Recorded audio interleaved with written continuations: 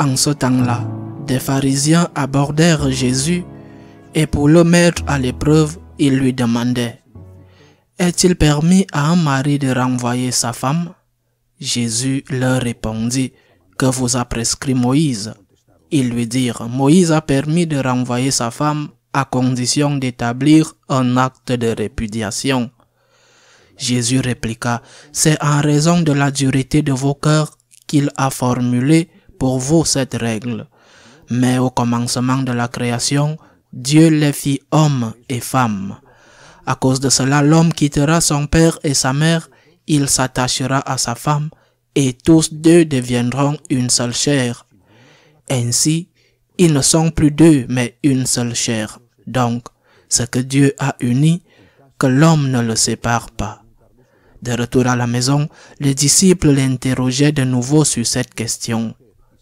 Il déclara: celui qui renvoie sa femme et en épouse une autre devient adultère envers elle. Si une femme qui a renvoyé son mari en épouse un autre, elle devient adultère. Des gens présentaient à Jésus des enfants pour qu'il pose la main sur eux, mais les disciples les écartèrent vivement. Voyant cela, Jésus se fâcha et leur dit: laissez les enfants venir à moi, ne les empêchez pas, car le royaume de Dieu est à ceux qui leur ressemblent.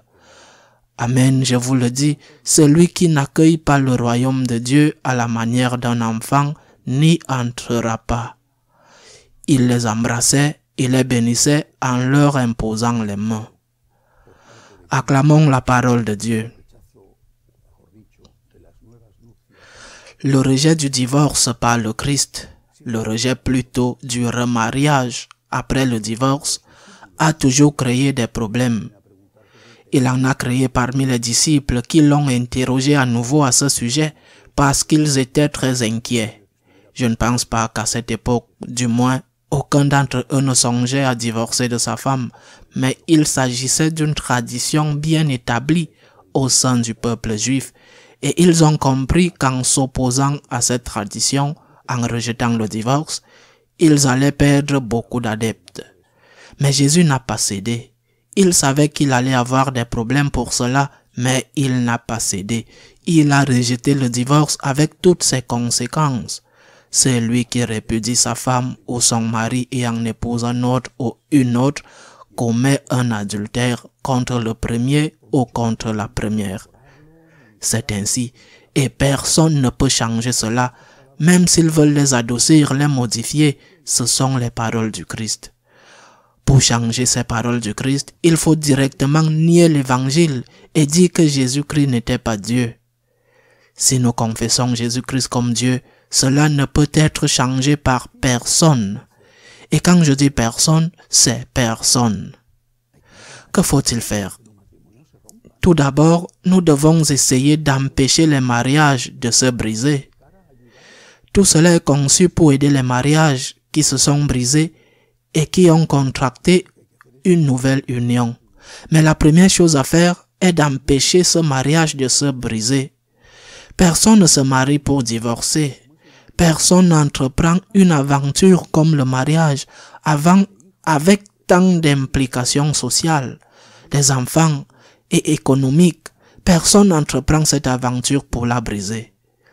Le divorce est un échec. Le divorce est une tragédie. Le divorce est toujours précédé par la souffrance et souvent suivi et continué par la souffrance. Il faut essayer d'éviter le divorce. Il faut appliquer la médecine préventive. Il faut éduquer les conjoints dès leur fiançailles. Et c'est pourquoi il devrait y avoir des cours de préparation au mariage. Il faut essayer de les préparer aux difficultés de la vie, à ce que signifie dans la santé et la maladie, c'est-à-dire être ensemble quand il y a des problèmes. Lorsque la personne avec laquelle tu t'es marié, si amoureux ou si amoureuse, cette personne montre qu'elle n'est peut-être pas la personne que tu pensais qu'elle était. C'est peut-être aussi de ta faute si tu ne l'as pas bien connue. Ou si vous avez mûri à un rythme différent. Aussi des choses que tu ne soupçonnais même pas sont sorties. Mais maintenant tu y es et tu dois te préparer à l'avance à affronter la vie commune quand elle n'est pas parfaite, quand elle n'est même pas à moitié parfaite.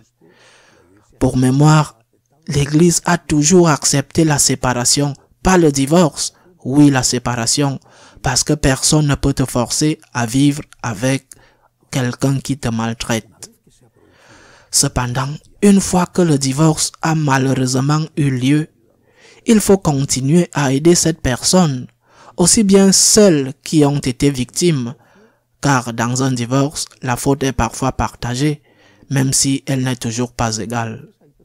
D'autres fois, il y a des personnes qui sont complètement victimes. Ce qu'on dit, chérie, je ne t'aime plus, au revoir, ou chérie, tu mérites quelqu'un de mieux que moi, au revoir. La personne se retrouve alors à la rue, et parfois même à la rue au sens économique du terme, parce qu'elle n'a aucun moyen de gagner sa vie, et parce que son ex-mari ne lui verse aucune pension minimale, voire rien du tout.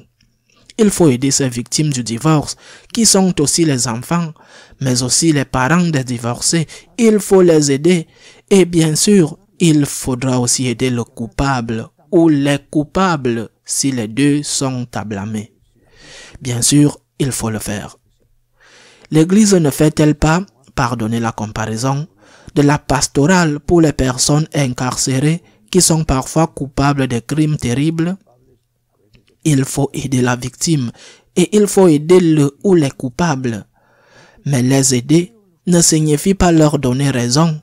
Les aider ne signifie pas leur dire qu'ils peuvent faire ce qu'ils veulent. Entre autres choses, parce que s'ils n'ont pas appris la leçon, alors après le premier divorce, il peut y avoir un deuxième, ou même plus, où il n'y a tout simplement plus de mariage, mais il y a cohabitation, cette énième cohabitation, parce qu'après un ou deux échecs, ils ne veulent plus s'engager dans des gâchis, mais parce qu'ils ne veulent pas être seuls, ils cohabitent. Il faut aider ces nouveaux couples qui vivent ensemble sans se marier, ou qui se sont seulement mariés civilement. Ils doivent être aidés, qu'ils soient innocents, coupables ou seulement partiellement coupables. Il faut les aider, mais pas en leur disant qu'ils peuvent faire ce qu'ils veulent.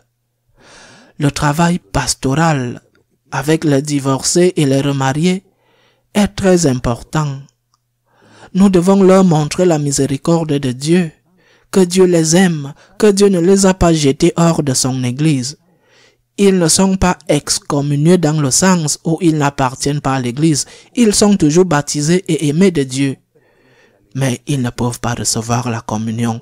Ils ne sont pas excommuniés dans le sens où ils sont toujours membres de l'Église, mais ils ne peuvent pas prendre la communion. Pourquoi?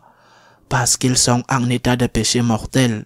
Je fais référence aux nouvelles unions qui n'ont pas été bénies par le sacrement parce qu'elles n'ont pas obtenu la nullité du mariage ou parce qu'elles ne vivent pas la promesse de chasteté. Ils sont les bienvenus à l'Église, ils sont les bienvenus dans les groupes de prière, ils sont certainement les bienvenus chez les franciscains de Marie, mais ils ne peuvent pas recevoir la communion parce que le Seigneur l'a dit. Nous ne pouvons pas aller à l'encontre des enseignements du Christ, même pas parce que nous avons de la compassion. Nous sommes désolés pour cette personne, nous sommes désolés de voir que, parce que peut-être après leur mariage ils se sont convertis, parce que peut-être après leur mariage ils se sont rapprochés de Dieu, qu'ils veulent recevoir la communion, qu'ils prient tous les jours et qu'ils mènent une vie qui est, à bien des égards, meilleure que celle des autres, mais ils ne peuvent pas recevoir la communion. Les accueillir, les insérer dans l'Église, tout cela doit être fait, même s'ils se sont rendus coupables de la rupture de leur précédent mariage, mais ils ne peuvent pas recevoir la communion. Demandons donc au Seigneur une grande capacité d'accueil et de miséricorde, mais que cette acceptation et cette miséricorde ne nous conduisent pas à aller à l'encontre des enseignements du Christ. Il y a de la place pour tous dans l'Église. S'il n'y avait pas de place pour tous dans l'Église, comment pourrions-nous y être, nous qui sommes pécheurs? Il y a de la place pour tout le monde dans l'Église, mais il n'y a pas de la place pour tout. Tous, oui, mais pas tout. Le pécheur, oui, mais pas le péché. Si nous bénissons le péché, nous devenons des ennemis de Jésus-Christ qui est venu guérir les malades. Il n'est pas venu pour rendre le malade plus malade qu'il ne l'était. Il est venu pour sauver le pécheur, pas pour lui dire, en le trompant, qu'il n'était pas un pécheur et que ce qu'il faisait de mal, il le faisait en réalité bien. Bienvenue à tous dans l'Église, tous, mais pas le péché. Le pécheur est toujours le bienvenu, mais pas le péché. Que Dieu nous aide. Ainsi soit-il.